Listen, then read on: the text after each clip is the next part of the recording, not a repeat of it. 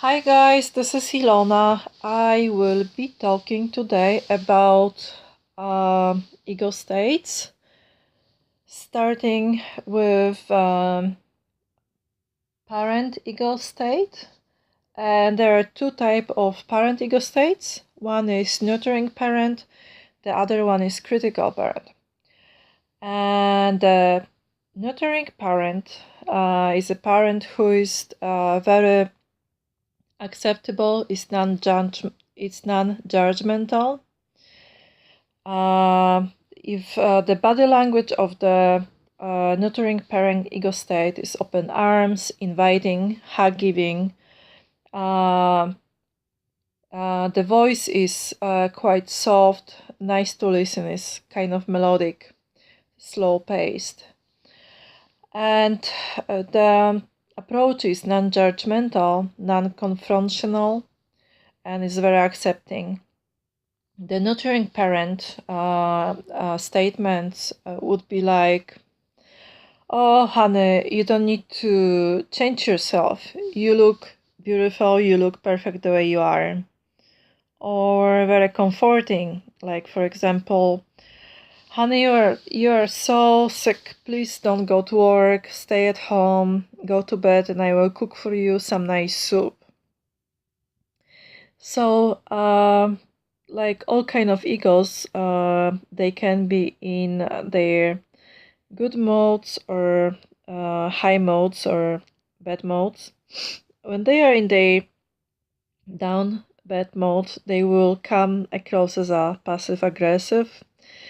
A little bit. They will also, if you don't give them what they are looking for example, if they cook some dinner for you and you are not hungry, they may try to make you feel guilty and like kind of pushy. So they sometimes they can be a little bit manipulative. They may have inability to express themselves sometimes, or to be directive.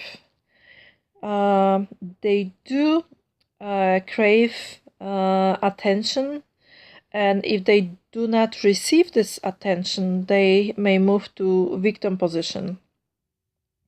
Now they are if they are in the good mood, they make great nurses, great teachers, great counselors. Haha. They have ability to recognize other needs. They can be very patient with people, and they often make very good listeners. And this nurturing parent state of ego, if we are in, goes very well with somehow with the adaptive with the free child of ego state. This is just because the free child ego state like to be playful, don't care too much about following any kind of rules, and they don't like to be serious. They just like to have fun. And this nurturing parent like to ego state, like to take care of people, like to give people the best, like to spoil people. So they naturally blend together very well. And the nurturing parent does not clash a lot with any kind of ego state. However, this nurturing parent ego does not care too much to deal with the opposition of it, which is the controlling and criticizing parent. Criticizing, controlling parent, actually this critical parent ego state, it's often very authoritative. It may be pointing fingers to show you what to do. It may be raising brows. This is the body language. It may have hands on hips. And the tone of voice will be very authoritative, will be sharp, usually very lively. Maybe sometimes even agitated when they are upset. And the messages, the statements they will say, it may be like, you shouldn't do this, you shouldn't, you should do this. Why don't you find yourself some other job? You should make more money. Or why don't you lose some weight? You would look much nicer if you lose weight. So and then they will finish the statement by saying, I am just being honest with you. So they are kind of pushy, and they like to around people, and they hold the words around them. In their worst mode, they are very judgmental, critical, stubborn. They're opinionated with lots of blame on others. They actually often mistake their own opinion with the fact, and they may come across as aggressive, impatient, and they are in desperate need of control, and they also lack of empathy. They are lacking empathy. Now, when this critical parent state of ego is in a good mode, they are great organizers. They are great in finishing tasks. They are good crisis managers or project managers. They are naturally good at managing people, and they are good in delivering bad news, just because probably the lackness of empathy. When they deal with other people, they tend to like to deal with adopted child, just because adopted child is more passive, and it does not have too many opinions, and it does not like to adopted child likes to follow rules, not to make the rules. So it is kind of comfortable for the critical parent to be around adopted child. Now, the critical parent ego state does not blend very well with rebellion child, because the rebel type of child does not like to be told what to do. It likes the rules to be broken.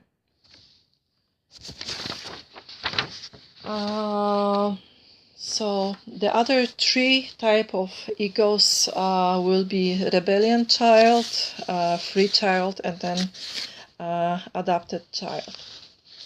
A rebellion child will say, you will hear often statement like indirect statement like, I will initially actively seek out a positive recognition. If I do not receive it, I will actively seek out negative recognition. Why? Because any recognition is better than no recognition. Sorry. So people in this rebellion child state of mind or emotional state will seek attention all the time. They will be in need of love and recognition. And if they do not receive all those things, they may be very angry sometimes. You may see them with crossed arms, uninviting, ready to defend their position always. They may slam the door when they are angry. The tone of voice will be harsh, aggressive, or just quiet. And the message you will hear from them will be, for example, this is not fair, this is your fault, not mine, I don't care about her, this is her problem. I really can't believe, I really can't believe you didn't drive me with car. You're my friend, you should drive me. I had to take the bus. So they have those expectations, and they are very angry if they don't receive some things. If they come across, if they send angry messages and people are hurt, they may say, I was only joking, or okay, I didn't know, you are so sensitive. They also have their good points, and they when they are in good modes, they will be very achieving, very driven. They will hit all kind of targets in work, in fitness, and they can be very stubborn in a good way in fighting for even some other people's rights. They can make brilliant union workers, for example. And the rebellion child goes somehow attracts the adopted child, just because the opposite attracts. The rebellion child does not go very well with controlling parent, of course, because they have different needs and they clash. The next ego state will be free child for me to describe. The free child ego state, the body language, you will see very open, spontaneous, and laid back. The tone of voice will be excitable, easygoing. And the statements you can hear from people who are in this kind of ego state will be, oh my god, let's do it, let's go out, let's have a fun, or even let's use the money for rent that's supposed to go for rent for our holiday, and we'll see, tomorrow is another day. When they are in the low mode, they are sarcastic, they are passive aggressive. They have no consistency or responsibility. They lack of commitment at work. So of course they can end up living in financial difficulties. Now the good side of this kind of ego state is that they bring lots of love and sunshine to our life, and they can cheer up anybody, and they are kind of party people that that we like to invite or see at the party. And at work environment, they tend to be good at creative projects. They are good at thinking outside the box. They are kind of artistic. They, in everyday life, they teach us how to let go and enjoy life to the fullest. And this free child type of ego goes very well with a rebellion child. They are like a match in heaven, just because none of them is very serious, and the rebellion child is does not, they don't care about any kind of rules. They one is liking to break the rules, the other one wants to have fun. So I can see them going very well together and having fun and communicating well. Now the free child does, of course, not to go together with controlling parent, because the controlling parent like to show the way it should be, and the free child doesn't care for it. The last state of ego, it will be adapted child. Adapted child's state of ego person. If somebody is often in this kind of ego state, it's mean that they had contact big time during their childhood. They were raised or grew up around caregivers, teachers, or parents who were very critical to them. So they adopted a body language that is very submissive. They may have head down when they're talking to you. They are not very able to look at your eyes. They will be fearful or come across very extremely apprehensive. The tone of voice will be more quiet, fearful, and they actually are very too much apologetic. They will apologize for too much, and they will say often like some things like, "Oh, I hope it is okay. If not, I will fix this right away." Or I don't think I am good enough. Or if you ask them for preference about anything, they will say, "Actually, I don't have any preference. It's okay. I don't mind anything." So basically, because they were during their childhood or even adult life, they were so busy pleasing others people needs, and they they they lacking the sense of themselves. They come across as sometimes a boring people for others, and they lacking direction. They are not very opinionated. They are too easygoing and neutral. What else? They try to complete too much, or they try to be too perfect, and they also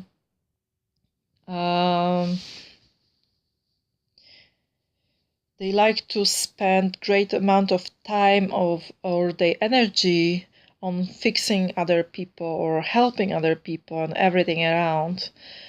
But also they do expect the same from other people, to receive from other people, and if they do not,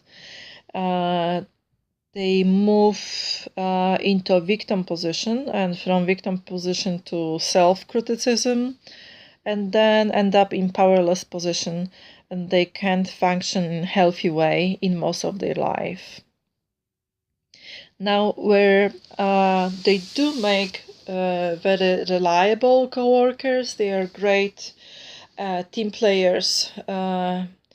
They are greatest in fighting for roles, for rules, for even for other people, and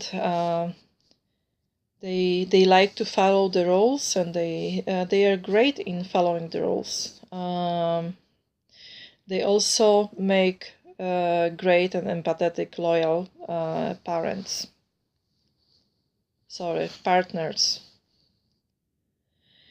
The adopted child ego state blends very well with nurturing parent, because the nurturing parent is very comforting, easygoing, and this is what the adopted child ego state was missing in their life. And with the adult message and nurturing parent approach, the positive change can happen for adopted child, and hopefully the adopted child can become more assertive, and they even may become very good managers with managing other people, because they have the potential, but it does need help to be helped with. And adopted child ego state does not go very well with the rebel child ego state. because it doesn't work for him, because the rebel child doesn't like any roles and uh, is dismissing any kind of roles, where the roles makes everything or are very important for adopted child. So I hope, guys, I did explain all I should, and it was enough clear for you and it made sense. Thank you for listening, and I wish you a good day, and I see you soon on Thursday. Bye.